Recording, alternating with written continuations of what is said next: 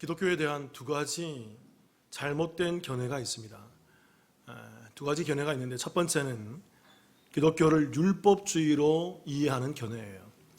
그러니까 예수 믿는다면, 교회를 다닌다 그러면 말씀에 기록된 율법을 잘 지켜야지만 구원을 받는다라는 그런 주의죠. 그래서 율법을 우리가 좀 세분화시켜보면 구약 성경에 나와 있는 총 613개의 조항으로 되어 있다는 것입니다. 그리고 율법은 딱 두 가지로 구분해보면 무엇을 하라는 긍정율법과 무엇을 하지 말라는 부정율법이 있다는 거예요. 무엇을 하라는 긍정율법은 248개이고 하지 말라는 금지명령은 365개라는 것입니다. 그래서 교회 나오고 신앙생활하고 예수를 믿는다면 무엇을 하고 하지 않음으로 말미암아 그 사람들이 구원받고 그게 예수 믿는 거다, 그게 기독교다라고 생각하는 그런 잘못된 견해가 있다는 것이죠. 로마서 3장 20절을 제가 한번 읽어보겠습니다. 이런 말씀이 있죠. 그러므로 율법의 행위로 그의 앞에 의롭다 하심을 얻을 육체가 없나니 율법으로는 뭘 깨달음이라? 죄를 깨달음이라. 그러니까 613가지 조항 중에 단 한 가지만 어겨도 뭘 어기는 것이 될까요? 죄를 범하지만 율법 전체를 어긴 것과 같은 거예요. 율법은 다 지켜야만 되는 것입니다. 이것을 다 지키지 않으면 그 613개 중에 612개만 지키고 한 가지만 어겨도 율법을 지키지 않은 죄인이 되는 거죠. 그리고 이것은 단 한 번만 지키는 것이 아니라 평생을 지켜야 되는 거예요. 평생 이 율법을 온전히 다 지키더라도 한 번의 실수로 이 율법을 지키지 않으면 어떻게 될까요? 죄인이 되는 것입니다. 그래서 얘기하는 거죠. 율법으로는 우리가 뭘 깨닫게 된다? 죄를 깨닫게 되는 거죠. 여러분 제가 질문 드렸잖아요. 자주 이런 질문 드렸잖아요. 우리가 율법을 다 지킬 수 있다, 지킬 수 없다? 여러분 이 땅에서 율법을 다 지킬 수 있는 사람은 아무도 없어요. 목사도, 목사 할아버지라 하더라도 어느 누구도 율법을 다 지킬 수가 없다고요. 그래서 갈라디아서 3장 10절에 이런 말씀이 있죠. 같이 한번 읽어보겠습니다. 시작. 무릇 율법 행위에 속한 자들은 저주 아래에 있나니 기록된 바 누구든지 율법 책에 기록된 대로 모든 일을 항상 행하지 아니하는 자는 저주 아래에 있는 자라 하였습니다. 율법에 기록되어 있는 모든 일을 항상 행하지 않는 자가 어디 아래에 있다고요? 그러니까 우리가 이 율법을 항상 지킬 수 없다고요. 그렇기 때문에 우리는 율법을 지키면 지킬수록 뭐만 발견하게 되냐면 율법을 지킬 수 없는 나의 죄만 보게 되는 거예요. 나 율법을 열심히 지키려고 하더라도 항상 늘 언제나 율법을 지키지 못하는 나의 모습을 발견하게 되는 거죠. 그래서 율법 아래에 있는 것을 저주 아래에 있다라고 성경은 얘기하고 있다는 것입니다. 그렇게 여러분, 기독교는요 율법주의가 아닙니다. 율법주의로 가면 꼭 죄 아래 머물게 되고 저주받게 되는 거예요. 기독교는 율법주의가 아닙니다. 또 두 번째 기독교에 대한 잘못된 오해가 또 하나 있어요. 이 율법주의에 대한 반동으로 나온 것이죠. 그게 바로 뭐냐면 두 번째가 무율법주의로 보는 견해입니다. 무율법주의. 이것은 사람이 율법을 다 지킬 수 없기 때문에 율법으로는 구원을 얻을 수 없다는 것이죠. 이해되시잖아요. 그런데 그렇기 때문에 여기에 대한 극단적인 표현으로 신약시대에 와서는, 예수님이 와서는 이제는 더 이상 율법을 필요하지 않다는 거예요. 율법을 지킬 이유가 없다는 것입니다. 그래서 이제는 율법을 지키지 않아도 돼. 예수 믿으면 되지. 예수 믿으면 다 괜찮은 거야. 예수 믿으면 천국 가는 거야. 그렇기 때문에 율법 안 지켜도 돼. 누가복음 10장 26절에서 28절에서 예수님께서 이렇게 말씀하세요. 제가 읽어볼게요. 예수께서 이르시되 율법에 무엇이라 기록되었으며 내가 어떻게 읽느냐? 대답하여 이르되 내 마음을 다하며 목숨을 다하며 힘을 다하며 뜻을 다하여 주 너의 하나님을 사랑하고 또한 내 이웃을 내 자신과 같이 사랑하라 했나이다. 28절 같이 한번 읽겠습니다. 시작. 예수께서 이르시되 내 대답이 옳도다. 이를 행하라. 그러면 살리라 하시니. 여러분 이 율법교사가 예수님 찾아와서 어떻게 해야 영생을 얻습니까? 어떻게 해야 영원히 살겠습니까? 라고 얘기할 때 예수님 질문하죠. 율법에 뭐라 기록되어 있니? 하나님 사랑, 이웃 사랑인데요. 그래 맞아. 하나님 사랑하고 이웃 사랑하면 돼. 그러니까 그 율법대로 너가 행해. 여러분 예수님께서 율법을 행해라 할까요? 하지 말라 그럴까요? 율법을 행해라고 하는 것입니다. 옳도다, 네가 이것을 행해라. 그러면 너가 살리라, 너가 영생하게 될 거야. 하나님 사랑, 이웃 사랑이 뭔지를 제가 좀 이따 설명드릴게요. 이게 어떤 의미인지를. 그러니까 여러분, 예수님께서는요, 율법을 지키지 마라가 아니라 오히려 율법을 어떻게 해라? 율법을 지킬 것을 여러 차례 말씀하고 있다는 것입니다. 그럼 여러분, 이런 질문이 되잖아요. 그러면 율법주의도 아니라면서요, 목사님. 무율법주의도 아니라면서요. 뭡니까? 기독교는 뭡니까? 우리가 이 율법을 어떻게 보아야 하고, 기독교는 이 율법에 대해서 어떤 견해를, 우리는 어떤 견지를 가지고 이 말씀을 들여다봐야 할까요? 오늘 이 말씀에 대해서 함께 나눠보겠습니다. 이 율법을 우리가 어떻게 보아야 할까요? 첫 번째 견해는 따라해 볼게요. 율법의 완성. 한 번 더 따라해 볼게요. 율법의 완성. 기독교는 율법주의도 아니고요, 무율법주의도 아닙니다. 기독교는 어떤 견해냐면 이 정확한 예수님 표현이에요. 율법이 완성되었다라는 이 표현인 거예요. 자, 이제 설명드리겠습니다. 마태복음 5장 17절에 같이 한번 읽어보겠습니다. 시작. 내가 율법이나 선지자를 폐하러 온 줄로 생각하지 말라. 폐하러 온 것이 아니요 완전하게 하려 함이라. 여기서 예수님께서 얘기하죠. 율법이나 선지자를 폐하러 오지 않았다. 폐하러 온 것이 아니라 이것을 완전하게 하러 왔다. 그런데 여러분, 뭐라고 얘기하냐면 율법이나 선지자에 대한 얘기를 하는 거죠. 이게 어떤 의미일까요? 율법이나 선지자라는 이 말은 당시, 예수님 당시, 신약 당시, 그때는 오늘날처럼 신약 성경, 구약 성경이 있지 않았어요. 그때에는 신약 성경도 있지 않았죠. 오직 구약 성경이 있었는데 구약 성경도 우리처럼 이렇게 구약 성경으로 정형화되어 있지 않았다고요. 그 당시에는 구약 성경을 가리키기 위한 말로 통용되었던 말이 오늘 이 단어예요. 율법과 선지자의 글들이라는 의미인 거예요. 왜 이 율법과 선지자의 글들이 율법, 구약의 의미를 담고 있냐면, 구약에 보면 하나님께서 모세에게 시내산에서 뭘 주시죠? 십계명을 주시죠. 이 십계명을 율법이라 그러는 거예요. 10가지 계명, 율법을 주시죠. 이것을 기록한 것이 창세기부터 그 신명기까지, 창출, 레민신, 창세기, 출애굽기, 레위기, 민수기, 신명기, 신명기까지 이것을 모세오경이라 그런 거죠. 십계명이 중심이 되어서 이 중심에서 이 율법에 대한 기록이 모세오경인 것입니다. 그리고 이 모세오경에 대한 이 율법들을 하나님께서 지켜라고 주셨기 때문에 이 율법들을 지켜가는 역사, 그게 역대기 상하, 열왕기 상하, 그런 요소를 비롯해서 해서 진행되는 역사서인 거죠. 그리고 이 이스라엘 백성들이 율법을 잘 지켰어요? 지키지 않았어요? 잘 지키지 못했다고요. 항상 그래요. 그래서 이들을 위해서 징계하시고, 이들을 위해서 치시고, 이들을 위해서 징책하시며 하나님께서 보내신 인물들이 있죠. 그들이 누굽니까? 선지자들이죠. 그래서 그 나오는 선지서들과 예언서들이 쭉 진행되는 것입니다. 이 모세오경과 역사서와 선지서와 예언서들 다 포함해서 말하는 단어가 율법이나 선지자의 글들, 이 말로 표현한다는 거죠. 그러면 여러분, 제가 좀 더 설명드렸잖아요. 스토리 있게 설명드렸잖아요. 율법을 받고 율법을 살고 지키지 못하니까 하나님 율법으로 말미암아 쳐내시는 모습들, 이 모든 구약의 이 모든 모습들을 창세기부터 말라기까지 나타나는 이 오경과 선지사까지 나오는 이 모든 구약의 언어들, 성경들을 단 한 단어로 표현한다면 뭐가 될까요? 그게 율법이에요. 율법. 구약 전체는 율법이에요. 율법을 받고 율법을 살고 살지 못하니까 하나님께 징계를 받는 거죠. 그 율법에 대한 얘기들이 구약에 표현되어 있다는 것입니다.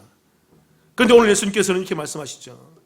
내가 오늘 율법을 폐하러 온 것이 아니라, 이 구약을 폐하러 온 것이 아니라, 구약에 있는 율법을 뭐 하러 왔다? 완전하게 왔다, 하러 왔다라고 우리 가운데 말씀하고 있다는 것입니다. 이제 여러분, 제가 자주 얘기하지만 우리 교회 성도님들은 이 성경의 용어들, 특히 신약에 있는 용어들을 잘 정리할 필요가 있다고 자주 말씀드렸습니다. 그리고 이 단어를 설명드렸어요. 완전하게. 이 단어가 바로 헬라어로 플레로란 말이에요. 이게 채우다, 이루다, 성취하다는 말입니다. 이게 특별히 마태복음에서, 신약에서 이 단어가 의미 있게 쓰인다고요. 플레로, 주로 어떤 모양일 때 쓰이냐면, 예수님께서 구약에 있던 어떤 일들이 예수님의 오심으로 말미암아 신약에서 성취되고 이루어질 때 플레로 했다고 얘기하는 거죠. 이것이 이루어졌다, 이것이 성취되었다, 이것이 완성되었다, 이것이 채워졌다, 이런 표현을 성경에서 쓰고 있다는 거죠. 그러니까 예수님께서 그 단어를 가져와서 오늘 이 말씀을 쓰고 있다는 것입니다. 내가 이제 이 땅에 옴으로 말미암아 구약에 있는 그 율법, 선지자와 그 율법의 글들이 이 땅에 내가 옴으로 말미암아 뭐가 되었다라는 거예요? 온전히 이루어지고 완성되며 제대로 성취되었다라는 거예요. 구약에서는 하나님이 율법을 주었지만 이스라엘 백성들이 잘 지키지 못했다. 지킬 사람이 없다고요. 그래서 징계받고 징책받고 그 어려운 삶을 살았다는 것입니다. 계속 다람쥐 쳇바퀴 돌듯이. 그런데 그 모든 이루지 못하고 채우지 못하고 완성하지 못하는 그 율법의 삶을 누가 오심으로 말미암아 완성하시겠어요? 예수님이 이 땅에 오심으로 말미암아. 그래서 마태복음 5장 18절 같이 한번 읽어보겠습니다. 시작. 진실로 너희에게 이르노니 천지가 없어지기 전에는 율법의 1.1획도 결코 없어지지 아니하고 다 이루리라. 반복하시는 거예요. 천지가 없어지기 전에는, 이 땅의 시간의 삶을 살 동안에는, 여러분 잘 아셔야 돼요. 이것이 이 땅의 시간이 진행되는 동안을 얘기하는 것입니다. 천지가 없어지는 순간이 올까요, 오지 않을까요? 간단한 인과관계로 우리가 증명할 수 있어요. 철학적으로도. 여러분, 이 땅이 태초가 있었어요, 없었어요? 시간은요, 여러분, 우리가 살고 있는 시간은요, 이 시간은 꼭 시작이 있어야만 시간이 진행돼요. 철학적으로도 이게 증명이 되었다고요. 영원하지가 않아요, 시간은. 시간은 그 시작점이 있어요. 그걸 성경이 말하는, 창세기 말하는 뭐라고 얘기하죠? 그걸 태초에 베레시트라고 얘기한다고요. 그 태초에 이 시간이 시작되었다는 것입니다. 태초가 있다면 꼭 뭐도 있어요? 이게 인과관계라고요, 여러분. 뭐도 있어요? 마지막도 있는 것입니다. 그래서 예수께서 얘기하는 거죠. 이 천지가 없어지기, 천지가 진행되어서 그 마지막이 있다는 것입니다. 그때가 오기 때까지 이 땅에 율법의 1.1획도 어떻게 된다? 결코 없어지지 아니하고 다 뭐한다? 이루어진다라고 얘기하는 거죠. 이 1.1획이라는 말이 이게 의미가 있어요. 1점이라는 말은 말 그대로 이것은 히브리어에서, 구약 성경 언어인 히브리어에서 가장 작은 글자 중에 한 글자입니다. 1점이라는 단어가. 그리고 1획이라는 말은 히브리어에서 한 획을 얘기하는 거예요. 그러니까 구약 성경에 있는 그 어떤 글자, 단 한 글자도 다 사라지지 않고 다 불완전하지 않고 예수님께서 온전히 이루신다라는 그 말을 오늘 이야기 가운데 하고 있다는 거예요. 여러분 질문 드려볼게요. 창세기부터 말라기까지 그 모든 구약의 언어들은 누구를 얘기할까요? 간혹 가다가 이런 분들이 있어요. 자, 그런 목사님의 설교도 들은 적이 있어요. 구약 성경이 뭐 전부 다 예수님을 말하겠냐. 예수님은 일부분 얘기하지만 대부분 다 다른 얘기도 많이 얘기한다. 여러분 아닙니다. 그런 얘기 들으시면 안 돼요. 창세기부터 계시록까지 다 모든 단어, 모든 점, 모든 획 누구를 얘기할까요? 다 예수를 말하기 위해서 표현되어 있는 글자들이라고요. 그 모든 챕터와 그 모든 단락과 그 모든 언어들은 다 예수를 나타내기 위해서 쭉 진행되며 오실 메시아에 대한 그 언어들을 펼쳐놓은 것이 구약 성경의 모든 언어들이라고요. 그리고 예수님이 오심으로 말미암아 그 구약의 창세기부터 태초부터 말라기의 마지막에 있는 단어까지 그 예수님이 오심으로 말미암아 그 모든 언어들이 어떻게 되었을까요? 성취되고 완성된 것입니다. 그러니까 여러분 이 개념을 잡으셔야 돼요. 기독교는 율법주의도 아니고 무율법주의도 아니에요. 기독교는 뭘까요? 율법의 뭐라고요? 율법의 완성이기 때문에 기독교는 누구를 믿고 행동을 하는 종교일까요? 예수를 믿고 행하는 종교라고요. 이게 기독교의 본질이라고요. 그러니까 율법주의로 가면 예수 안 믿고도 행할 수 있어요, 없어요? 자, 자주 얘기하잖아요, 여러분. 이 예배 가운데 예수 안 믿는 사람이 있어요, 없어요? 없다고 얘기할 수 없어요, 여러분. 이 예배 가운데, 모든 교회 가운데, 이 땅의 모든 교회 가운데 예배를 드리지만 예수를 안 믿는 사람이 있다고요. 예수를 잘못 믿는 사람이 있다고요. 이 땅에 완전히 100% 예수 다 믿는 교회는 없어요. 그런 교회는 없다고요. 천국 가서만 가능한 것입니다. 이 교회 안에 예수를 믿지 않고 예배드리는 사람이 있고 예수를 잘 믿고 예배드리는 사람이 있습니다. 예수를 믿지 않고 예배드리는 사람이 어떤 걸까요? 그게 율법주의라고요. 나 예수 믿는 줄 알고 나와서 예배 드려서 나 구원받습니다. 그 중심에 누가 없어요? 예수가 없다고요. 그 행위로 말미암아 저주받는 거라고요. 그 예배 드림이, 그 헌금 드림이, 그 봉사함이, 그 찬양 드림이, 그 기도함이, 그 설교함이 목사라 하더라도 예수가 없으면 저주받는 거예요. 그러나 여러분, 예수를 믿는 믿음의 사람들은 예수를 믿는 믿음에 의해서 뭘 하게 될까요? 예배를 드리는 것입니다. 그 믿음에 의해서 예수가 너무 좋아서 감격해서 헌금하고, 감격해서 봉사하고, 감격해서 예배드리며, 감격해서 찬양드리고 기도하며 말씀을 예수 예수 예수 하면서 예수의 은혜를 나누는 것이죠.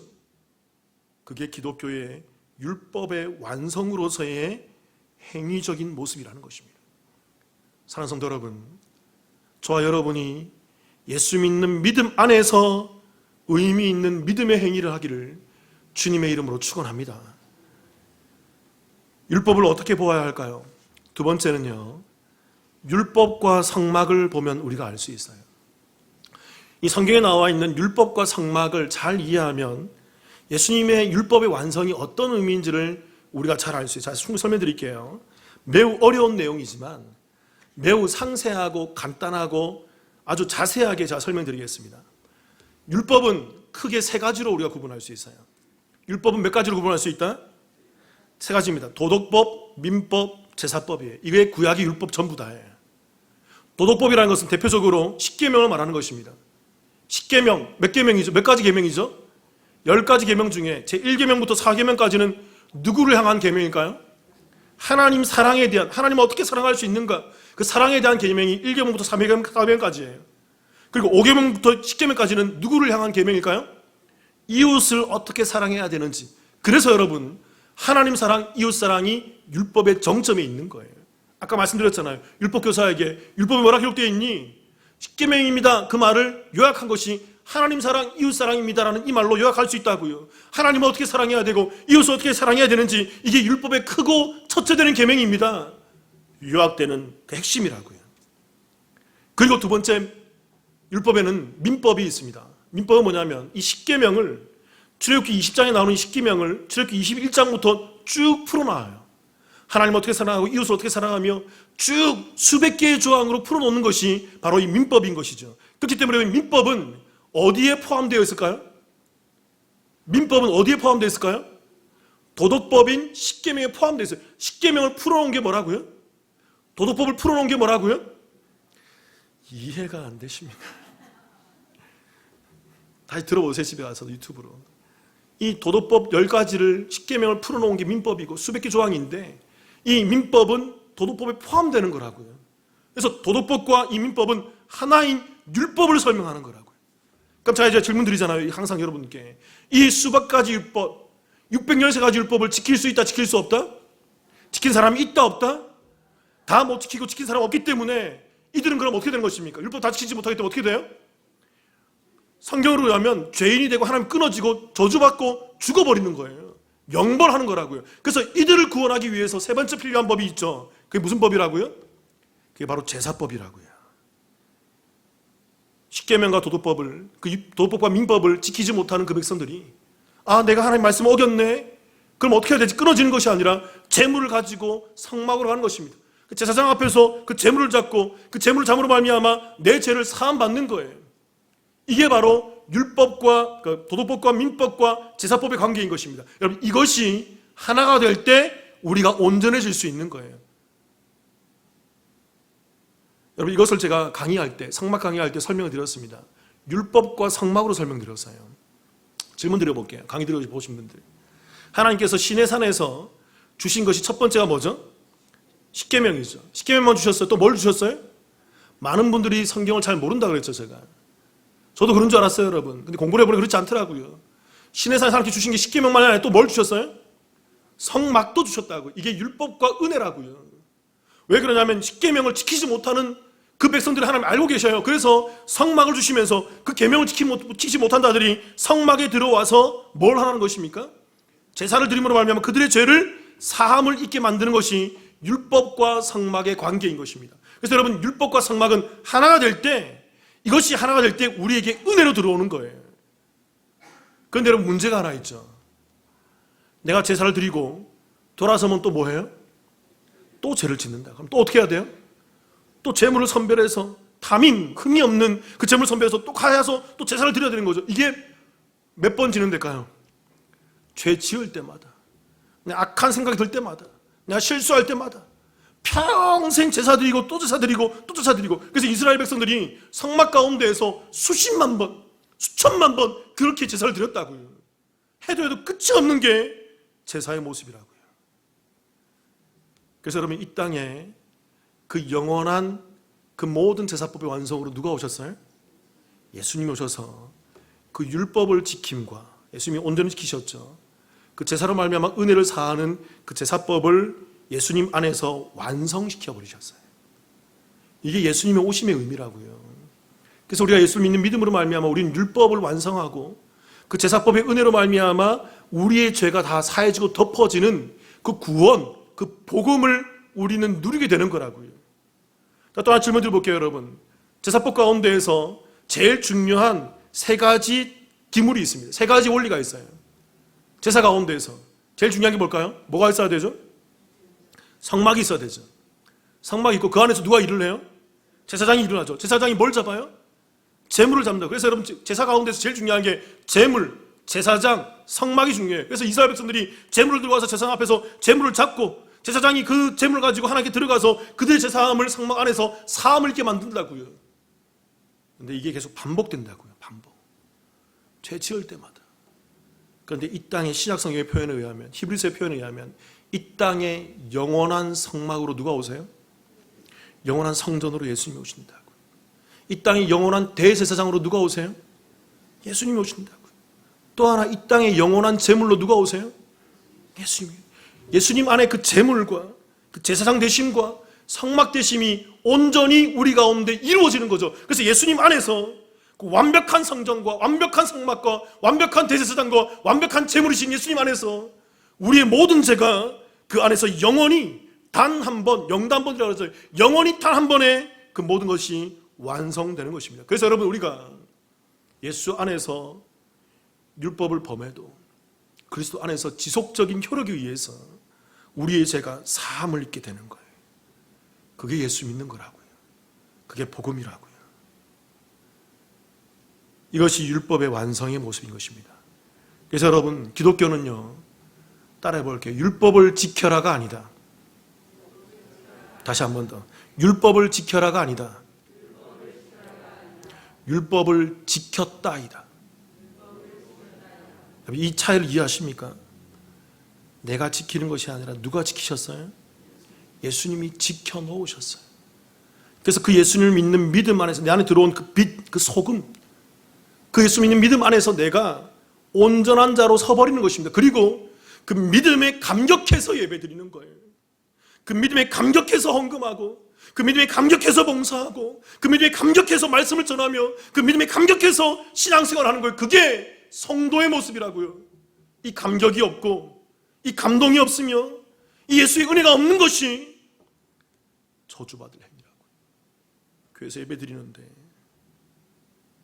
그것이 있는지 없는지 구분하셔야 돼요. 내 안에 그게 있는지 없는지 구별하셔야 돼요. 이것은 매우 미묘한 것입니다. 구분하기가 힘들어요. 목사인 저 스스로도요, 말씀 안에 끼어있지 않으면 저도 헷갈려요, 여러분. 제가 이것 때문에 엄청 고민했다고요, 평생을. 잘 믿는 줄 알았다고요, 제가 어릴 때부터. 교회 잘 나오는 학생 요직, 신앙회장 뭐 다 했어요, 제가. 안 해본 게 없어요, 교회에서. 전도 왕도 해봤어, 어릴 때부터. 친구 많은 전도해서. 잘못 믿고 있었어요. 제가 잘못 믿고 있더라고요. 율법을 어떻게 보아야 할까요?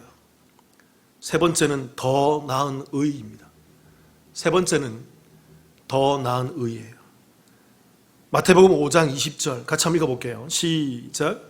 내가 너희에게 이르노니 너희 의가 서기관과 바리새인보다 더 낫지 못하면 결코 천국에 들어가지 못하리라. 이 말씀 이해하세요? 여러분, 이 서기관과 바리새인을 좀 이해해야 합니다. 서기관들은요, 이 당시 구약의 율법 조항들을 세세히 기록하고 해석하고 가르치는 사람이에요. 그러니까 어떤 사람이냐면 거룩한 율법책이잖아요. 이스라엘 백성들이 율법을 쓸 때 목욕 제기하고 한자 쓰고 목욕하고 한자 쓰거든요. 그 사람들이 서기관들이라고요. 얼마나 거룩한 사람들이, 직분의 사람들입니까? 그리고 이스라엘 백성들이 서기관들을 매우 거룩하게 보았다고요. 그리고 실제로 이 서기관들도 굉장히 신실하고 굉장히 성품이 좋고 덕망이 있고 많은 사람들의 칭송을 받았던 존경하는 인물이에요. 바리새인들은 어떨까요? 이들은 바리새이파, 이 분리주의자라는 의미 가운데에서 세상과 나를 분리했어요. 무엇으로요? 율법의 말씀으로. 그래서 바리새인들은 서기관들이 기록하고 해석해놓은 그 말씀을 가지고 철저히 말씀을 살아내려고, 율법을 살아내려고 금욕적이고 매우 훈련하며 단련하며 수련하며 수양하며 그 모든 것을 다 감당하며 그 말씀을 지키기 위해 목숨을 걸는 사람이에요. 바리새인 중에 목에 칼이 들어왔는데도 율법을 지키겠노라고 하면서 죽은 사람들이 부지기수예요. 그러니까 여러분, 이 서기관들과 바리새인들은요, 당시의 도덕 기준으로 볼 때, 지금도 마찬가지예요. 이들은 인간의 역사 가운데서 매우 높은 도덕적, 윤리적 수준, 또 종교적 그 수준에 서 있던 사람들이에요. 일반 사람들과는 확연히 구분되는 매우 훌륭한 사람들인 것입니다. 매우 좋은 사람들이에요. 그런데 예수님께서는 그들을 향해서 얘기하죠. 마태복음 5장 20절 다시 띄워보세요. 제가 읽어볼게요. 5장 20절 제가 읽어볼게요. 내가 너희에게 이르노니 너희 의가 서기관과 바리새인보다 더 낫지 좋지 못하면 결탄코 어디에 들어가지 못한다? 여기 결코라는 단어가 들어가 있잖아요. 절대로 반드시 기필코 천국에 못 들어가.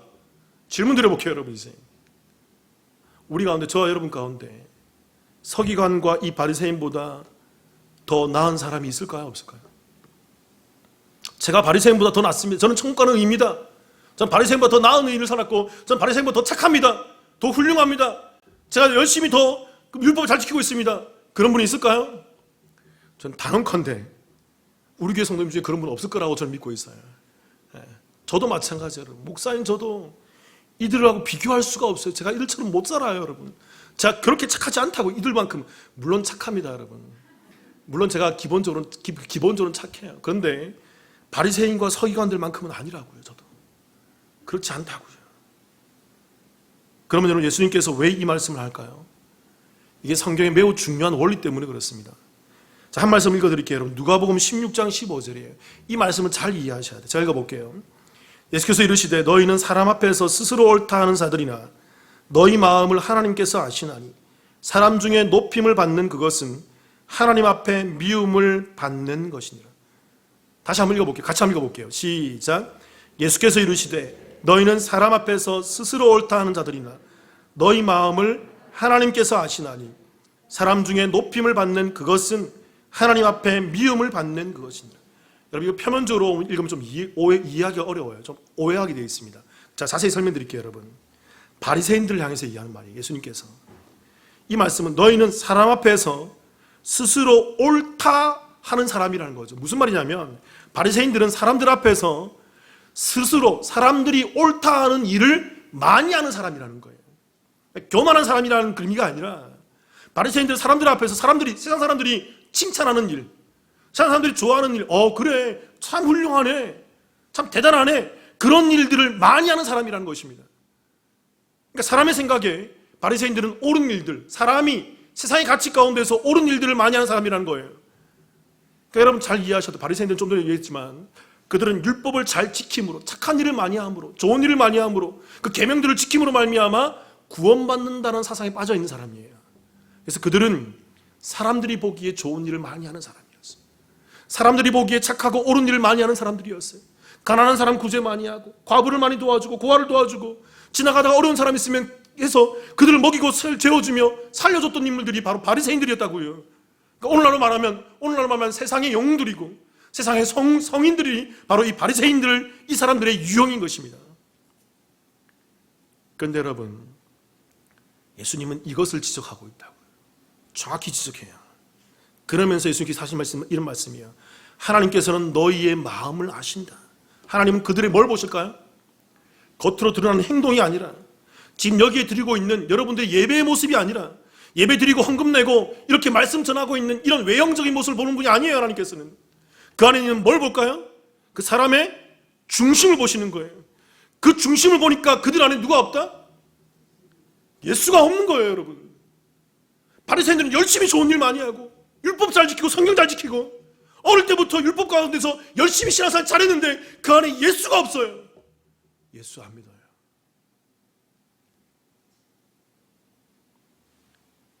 하나님께서는 그들을, 사람 중에 높임 받는 그것은 하나님 앞에 미움을 받는다라고. 미움이란 단어가 이게 헬라어로 부델리그마란 말이에요. 이게 혐오, 증오. 주로 성신학에서 이 단어가 어디에 쓰이냐면요, 우상 숭배하는 가증한 것을 표현할 때 이 단어가 쓰인다고요. 바리새인들은요, 사람들이 보기에 옳다 하는 행위를 하는 사람들입니다. 그래서 예배 드리는 척, 신실한 척, 예수 잘 믿는 척, 교회에서 신앙 좋은 척, 교회에서 목사인 척 하는 사람들이에요. 이런 모습은 세상 사람들이 볼 때는 인정해요. 구분이 안 돼요. 교회에서 구분이 안 돼요, 여러분. 잘 안 드러난다고요. 참으로 신실하고 착해 보이고 성인이고 좋은 사람들인 것입니다. 그러나 하나님께서는 그러한 그들의 사람의 중심을 보시고 그 안에 예수가 없는 사람들을 증오하세요. 그들의 예배를 가증스럽게 여겨요. 그들의 교회에서 봉사를 가증스럽고 혐오스럽게 그들을 향해서 진노하신다고요. 왜요?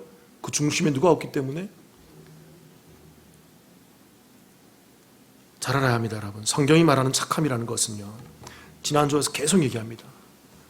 성경이 말하는 착함, 좋음, 옳음은 예수 믿는 거예요. 그래서 여러분, 그 믿음에 의해서 나오는 행위가 의미 있는 행위예요.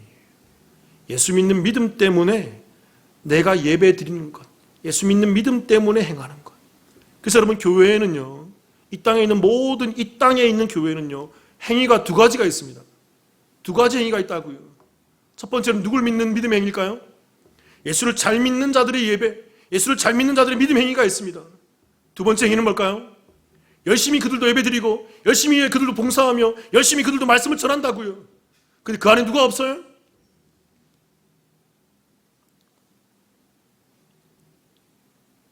하나님께서는 예수를 믿는 그 믿음의 예배를 흠량하시고 예수가 없는 그 예배에 대해서는 증오하시고 혐오하시는 것입니다.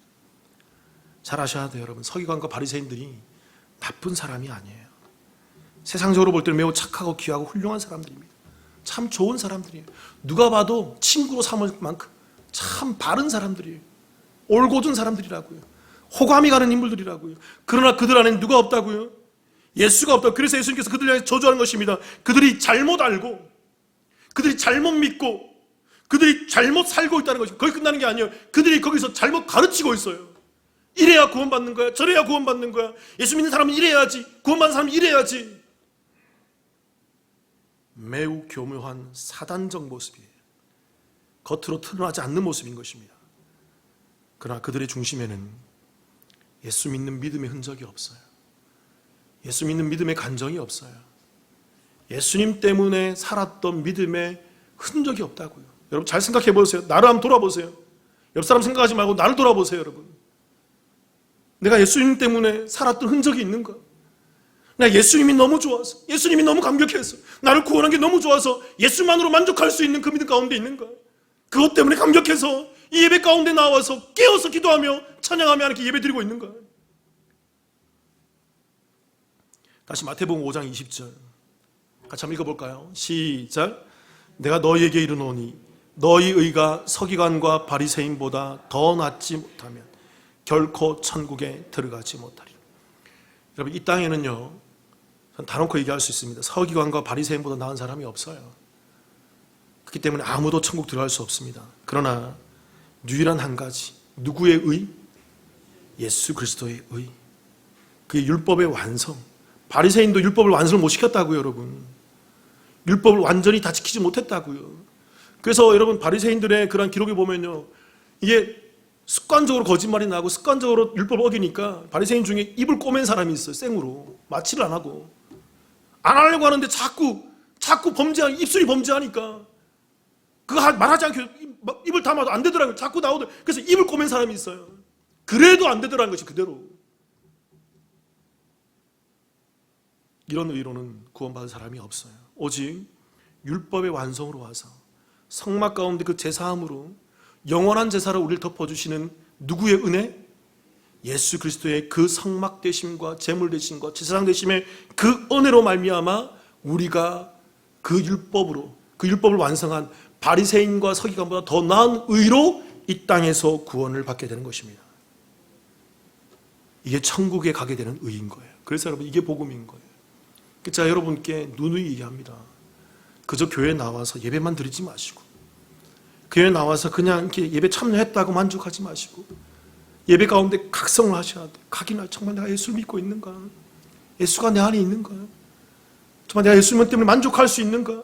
예수만으로 만족하고 예수만으로 충분한가? 그래서 여러분, 예수 믿는 자들은요, 여러분, 예수님 때문에 사랑하는 거예요. 그게 율법의 완성의 행위라고요. 예수님 때문에 용서하는 거라고. 내가 하는 게 내가 하면 안 된다고요. 내가 하면 이웃도 사랑하지 못하고 내가 하면 원수도 사랑할 수 없다고요. 근데 예수님 때문에 이웃도 사랑하고 예수님 때문에 원수를 사랑해내는 것입니다. 그게 예수 믿는 자들의 모습이에요. 예수님 때문에 전도하고 예수님 때문에 기도하고 예수님 때문에 찬양하며 예수님 때문에 이 예배 가운데 나와서 앞에 있는 목사가 보기 싫다 하더라도 목사 때문에 예배드린 거 아니에요, 여러분. 예수님 때문에 예배드리는 것입니다. 그들이 살아있는 사람, 그들이 성도라고요. 그게 예수 믿는 거라고요.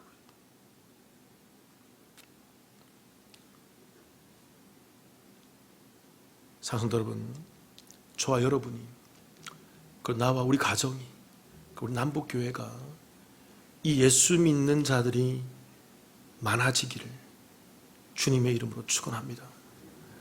저는 정말 우리 교회가 모든 성도님들이 다 예수 믿기를 원합니다. 그런데 제가 아무리 성경을 봐도 구약에 있는 어떤 공동체, 신약에 있는 어떤 초대교회 공동체를 보더라도 온전히 예수 믿었던 공동체가 없어요.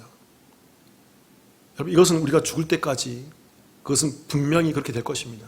근데 저는 우리 교회를 놓고 계속 기도해요. 하나님, 목사가 부족하지만 앞에서 인도하는 목사가 정말 부족하고 좀 잘못된 모습을 보일 수 있지만, 그러나 주님, 우리 교회는 예수 믿는 사람들이 많은 교회를 원합니다.